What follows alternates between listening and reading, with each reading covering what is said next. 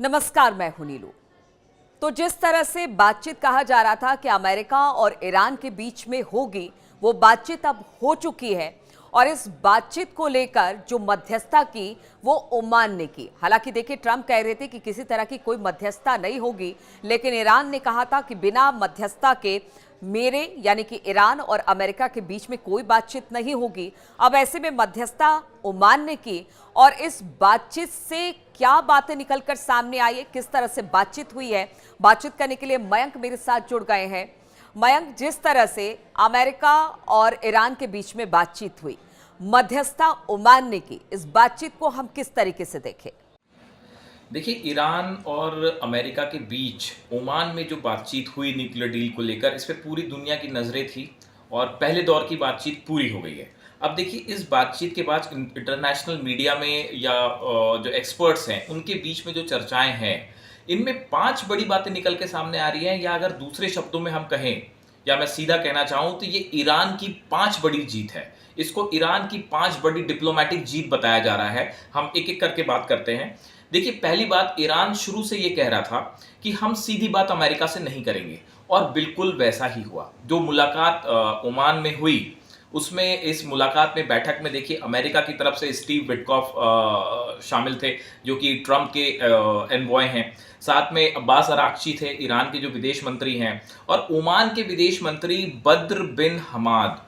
इनकी सबसे अहम भूमिका हुई। बताया जा रहा है कि एक अलग कमरे में ये तीनों लोग मौजूद थे और कुछ ट्रांसलेटर मौजूद थे जिनके जरिए ये बात हुई है। तो ईरान देखिए शुरू से ये एम्फेसिस कर रहा था कि ये बातचीत एक मीडिएटर के जरिए होगी और वैसा ही हुआ। ये ईरान की पहली बड़ी जीत है।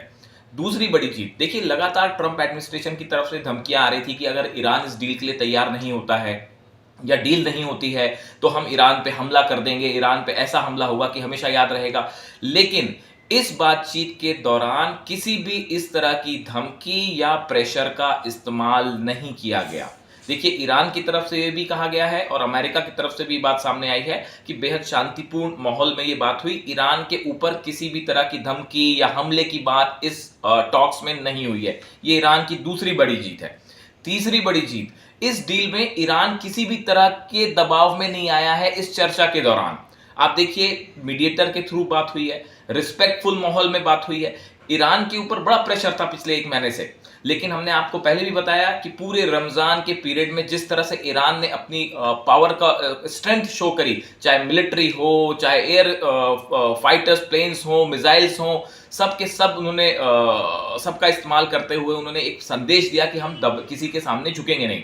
ये तीसरी बड़ी जीत हुई। किसी भी तरह के दबाव में ईरान नहीं आया। चौथी बड़ी जीत, इस पूरी डील के बाद, इस पूरी जो डील में जो पहली दौर की बातचीत हुई है, इसके बाद ईरान की तरफ से यह कहा गया कि हम एक फ्री और फेयर डील चाहते हैं। हम किसी तरह की ऐसी डील नहीं चाहते कि जिसमें ईरान दबाव में आ जाए। उनकी तरफ से साफ कहा गया सिर्फ न्यूक्लियर प्रोग्राम को लेकर होगी, मिसाइल्स या बैलिस्टिक मिसाइल्स के प्रोग्राम को लेकर नहीं होगी। ये ईरान की चौथी बड़ी जीत है जिसमें साफ संदेश दिया गया। पांचवी बड़ी जीत जो है, देखिए, नेतन्याहू लगातार कह रहे थे कि लीबिया स्टाइल में ईरान के न्यूक्लियर प्लांट पर प्रतिबंध लगना चाहिए या बैन लगना चाहिए। ऐसी कोई बात इस चर्चा के दौरान सामने नहीं आई है। और इस डील पे जो चर्चा हुई, पहले दौर की बातचीत हुई, उसके बाद यह कहा गया कि अब अगले दौर की बातचीत अगले शनिवार को होगी। लेकिन किस कंट्री में होगी ये अभी तय नहीं है। 1-2 दिन में नाम सामने आ जाएगा, लेकिन ओमान में नहीं होगी। तो देखिए, ये एक प्रकार से इंटरनेशनल मीडिया में या जो एक्सपर्ट्स बता रहे हैं, ये ईरान की 5 बड़ी जीत है। और इस बैठक को लेके ये माना जा रहा है कि आने वाले कुछ दिनों में ये जो टॉक्स है किस दिशा में आगे बढ़ती हैं, ये सामने आएगा। तो क्या आप जिस तरह से कह रहे हैं कि उम्मीदों भरी ये बातचीत थी और आगे आने वाले शनिवार को अब एक बार फिर से दूसरे दौर की बातचीत होगी, तो क्या हम इसे एक सकारात्मक बातचीत के तौर पर देख सकते हैं? देखिए, जहां तक ये सवाल है कि अब ये टॉक्स का आगे क्या होगा, क्या ईरान और अमेरिका के बीच में कोई न्यूक्लियर प्रोग्राम को लेकर समझौता हो पाएगा, ये ऐसे सवाल हैं जो बेहद उलझे हुए हैं। देखिए, इस बैठक के बाद जो बैठक हुई, इस बैठक में देखिए एक तो कई बड़ी स्पेसिफिक चीज़ें हैं। इस बैठक की ज़्यादा तस्वीरें बाहर नहीं आई। जहाँ पे स्टीव विटकॉफ थे या अब्बास अराक्ची थे, जब आमने सामने थे, तो इसको लेके किसी तरह की तस्वीरें सामने नहीं आई हैं। और देखिए दूसरी एक बड़ी चीज़ ये है कि एक अलग कमरे में ये टॉक्स हुए, काफ़ी सीक्रेटिव माहौल में इस पे चर्चा हुई है। और देखिए बैठक के बाद एक गौर करने वाली बात है कि अब्बास अराक्ची जो विदेश मंत्री हैं ईरान के, इनका बयान आया है, neither we nor the other party want fruitless negotiations, discussions for discussions sake. उनकी तरफ से मैसेज साफ है कि देखिए हम सिर्फ बातचीत करने के लिए बात नहीं करना चाहते, जैसे पिछली बार हुआ था कि ओबामा एडमिनिस्ट्रेशन ने ईरान के साथ न्यूक्लियर डील करी और फिर ट्रंप आए सत्ता में तो उन्होंने डील कैंसिल कर दी। ईरान का कहना ऐसा है कि भाई हम एक ऐसा समझौता चाहते हैं जो टिकाऊ हो, लंबे समय तक चले। कहने का मतलब यह है कि ईरान की तरफ से, देखिए हम बार बार कह रहे हैं कि एक डिप्लोमेटिक स्टैंड जो लिया गया पिछले 1.5-2 महीने में भी बहुत मैच्योर है। विदेश नीति के स्तर पर, युद्ध की तैयारी के स्तर पर, इंटरनेशनल स्टेज पे, तीनों जगह ईरान ने जबरदस्त क्षमता का प्रदर्शन किया है। और इस जो टॉक्स हुई हैं ओमान में, इसमें भी ये बात निकलकर सामने आई कि ईरान का स्टैंड जो है वो अंतरराष्ट्रीय स्तर पर बहुत बेहतर हुआ है और ईरान के लिए समर्थन भी बढ़ा है। अब देखिए अगले दौर की बातचीत अगले शनिवार को होगी। कौन सी कंट्री में होगी हमने बताया कि अभी 1-2 दिन में बात समझ में आ जाएगी।